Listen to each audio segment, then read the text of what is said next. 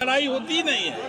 पूरा यहाँ के पंचायत प्रतिनिधि परिवार जैसा है, सबसे मैं संपर्क में रहता हूँ। सब हमारे घर के जैसा सदस्य हैं, उनकी निरंतर मैं सेवा करता हूँ। हम सब लोगों से जुड़े हुए हैं। न मुजफ्फरपुर में कोई लड़ाई कभी रही है न आगे कभी रहेगी। आप जदयू नेता और एनडीए से एमएलसी उम्मीदवार दिनेश सिंह लगातार चौथी बार विधान पार्षद चुनाव में अपना दबदबा कायम रखने में सफल रहे हैं। उन्होंने आरजेडी प्रत्याशी और बाहुबली माने जाने वाले शंभू सिंह को एक तरफा मुकाबले में भारी अंतर से हरा दिया है। उनकी बाहुबली की इमेज रही है, लेकिन वे कहीं से भी दिनेश सिंह के कद के आगे नहीं टिक सके। हाँ, उनके मैदान में आने से चर्चाओं का बाजार जरूर गर्म हुआ था। अटकलें भी लगाई जाने लगी थी, लेकिन परिणाम आते ही सब स्पष्ट हो गया। हालांकि राजनीति के दिग्गज शुरू से दिनेश सिंह को ही विजेता मान रहे थे। 2003 से ही उनका दबदबा एमएलसी के पद पर रहा है। वहीं आरजेडी प्रत्याशी लगातार अपनी छवि सुधारने की कोशिश में लगे थे। कहते थे इस बार धनबल की नहीं जनबल की जीत होगी।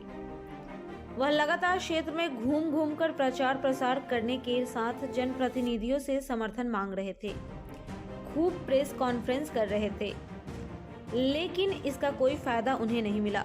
चुनाव परिणाम सामने आते ही पूरी स्थिति स्पष्ट हो गई। जिसका पहले से कयास लगाया जा रहा था, वही चुनाव परिणाम में बदल गया। दिनेश सिंह को कुल 5174 वोट मिले, जबकि शंभू को सिर्फ 774 वोटों से संतोष करना पड़ा। यानी मुकाबला पूरी तरह एक तरफा साबित हुआ। दिनेश सिंह ने वोटों की गिनती के पहले राउंड में ही जीत के आंकड़े 2996 को छू लिया था।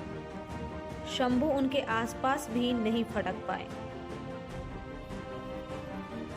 इधर जीत के बाद दिनेश सिंह ने खुलकर बात की और कहा, हवा हवाई हो गया 47 और 48। यहाँ तो कोई लड़ाई ही नहीं थी, मुकाबला बिल्कुल एक तरफा था।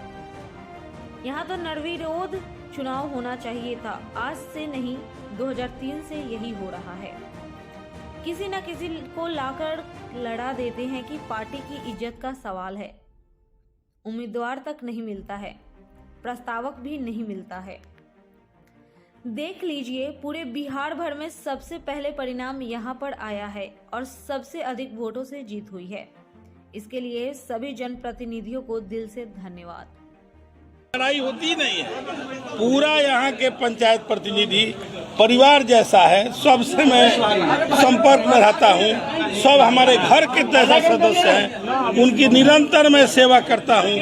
हम सब लोगों से जुड़े हुए हैं।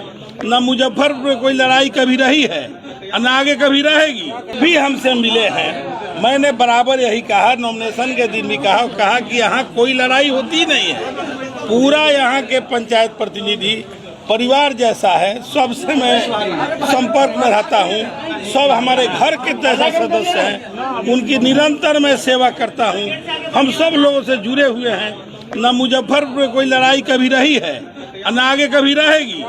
आप देखे हैं कि पिछले बार जो प्रथम में चुनाव हमसे लड़े, यही रिजल्ट हुआ 2003 में।